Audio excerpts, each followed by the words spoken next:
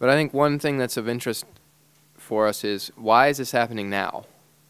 Why are we having a debate over open versus closed now? Why didn't this happen 10 years ago when the internet was first becoming a mass market consumer product? Why didn't it happen 5 years ago? Why are we having this debate now?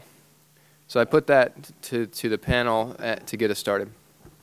You want me to start on that? Sure. I mean, I think there's a pretty straightforward answer, that there's been a rollback of the regulations that were controlling the communications industry, mostly during the Bush administration, starting in the Clinton administration.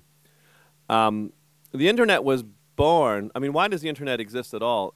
This may sound sort of obscure, but it is because people had the right to plug a modem into their wall, and then service providers like AOL had the right to run their business over Bell's phone lines of providing you with internet service. That's how there was a mass internet.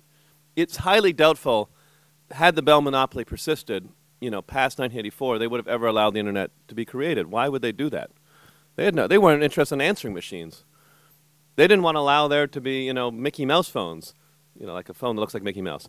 So why would they have allowed the internet to maintain? So there was a very careful structure that was built through the 70s and 80s to constrain the power of companies like AT&T to determine how American innovation happens.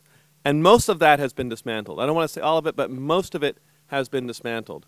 And so, you know, net neutrality is really a tiny, it's actually a relatively minor kind of effort in the face of how much of the necessary regulation of some of these incredibly large companies has gone. And I wonder if the other panelists think similarly.